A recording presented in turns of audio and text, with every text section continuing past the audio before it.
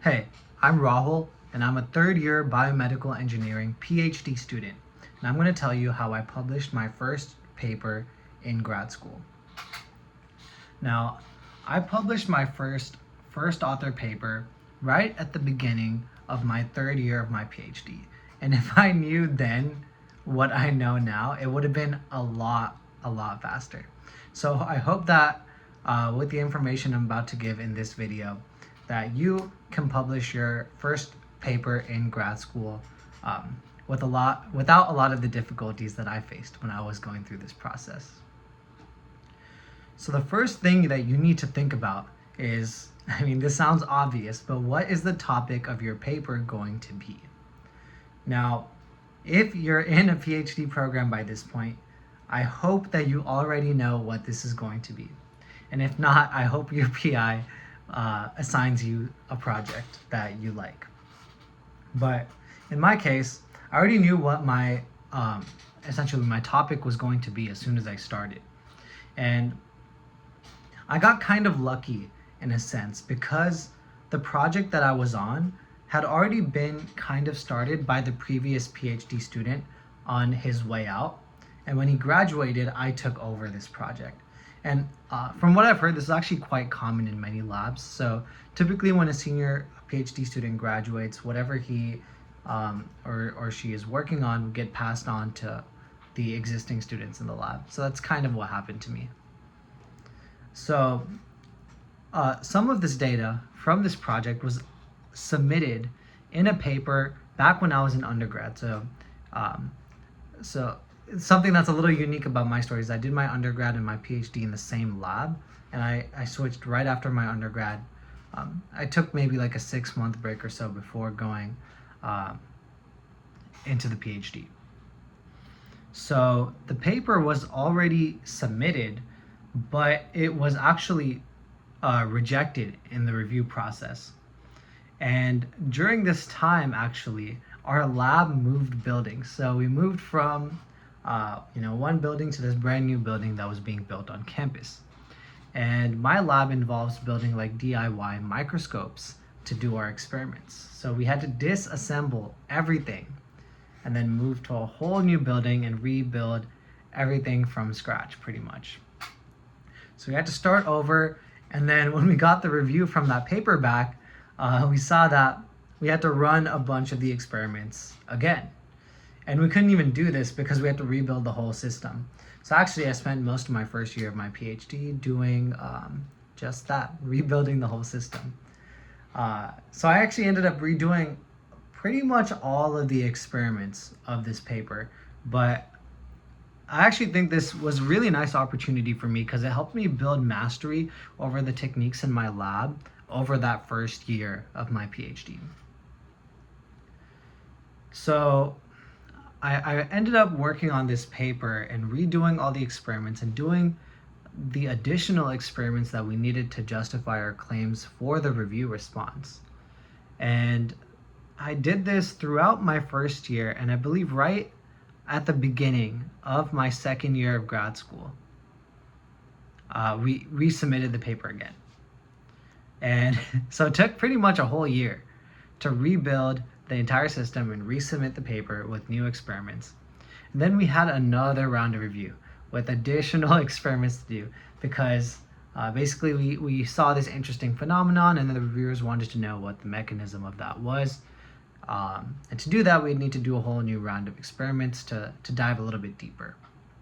And at this point, we were already thinking, well, this is like a whole new paper now. So then that's when this project really became my own, and we ended up making this paper ended up becoming completely different from its initial version that was submitted when I was in undergrad.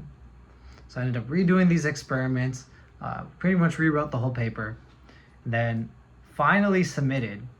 I think it was in the beginning of summer between my second and third year.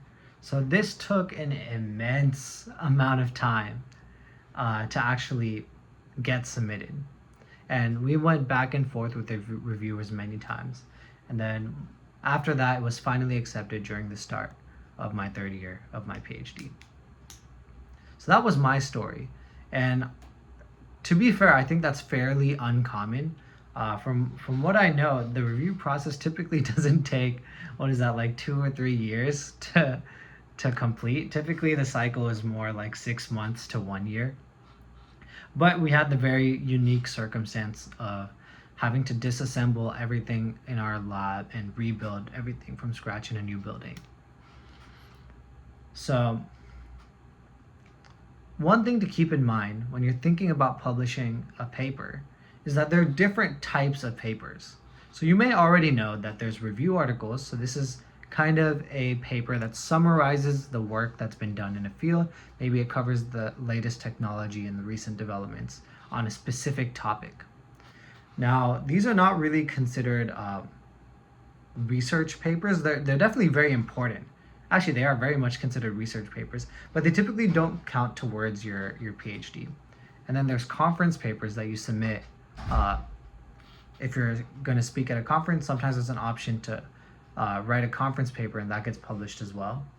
There's technical briefs, which are a little bit shorter. There's communications papers, which are shorter versions of research articles. And then there are your standard full-length research articles. And for the sake of this video, I'm going to be talking about these full-length research articles because for the most part, that's what us PhD students are trying to go for. And yeah, really in our field in VME, what really counts in our CVs and stuff is our full-length research articles. Now, these research articles can be split into two categories. You have your technology papers and you have your science papers. And these are very two distinct categories. And this is, honestly, it's quite unique to BME as a field.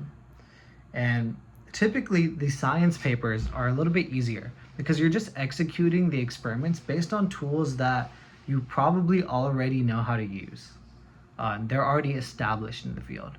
Whereas technology papers are harder because you have to develop the tool itself, and there are a lot more question marks. And sure, there's question marks in all of them, but you're developing a new tool, and there's a lot. It's very different. It's more you're more trying to figure out how to validate the technique, evaluate the sensitivity of the technique, and there's just a lot more unknowns in that case. Whereas in a science experiment, you have a hypothesis and you just test the hypothesis and you report your findings. So this first paper that I published was a technology paper. So that kind of contributes to why the review response was so challenging.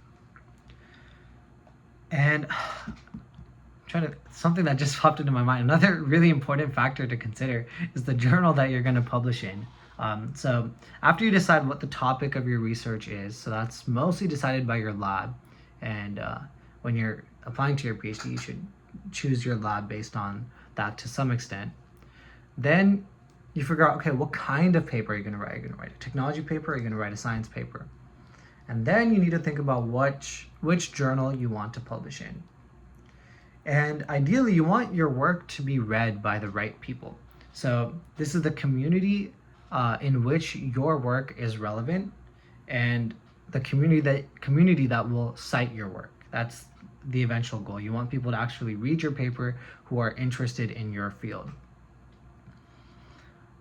So that's kind of a difficult thing to measure. And usually how people measure which journal they're going to go into is with the impact factor. So the impact factor is the score that journals have. And essentially it's the number of citations that articles in that journal have divided by the number of citable items in that journal over a 2-year period. That's typically what's used. And obviously the higher this number, the better. You want to be in a higher impact journal. But the drawback is it's harder to publish in a higher impact journal because it's more selective in what it can publish, right? And typically, as you go higher impact, you get more broad in its subject. For example, the highest impact journals are going to be your Nature, Science, Cell, and then like the major sister journals of those three. And obviously, the types of papers that you'll see in Nature are much more broad. You can get anything from like whale sounds to, I don't know, like polymer science.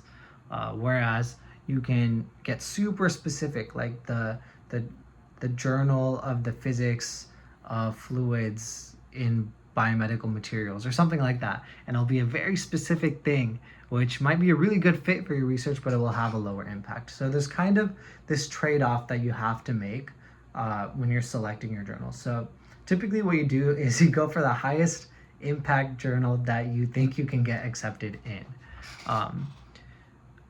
And this is honestly a discussion that you should have with your PI. Obviously, I think it's better to be ambitious, and because you can, if it doesn't go through, then you can always take the feedback and resubmit it to a lower impact journal.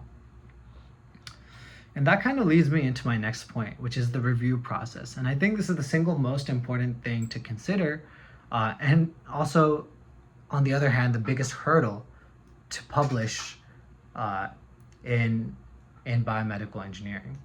So I believe, honestly, the review process is a great opportunity, especially if you're doing good science, which is the goal here.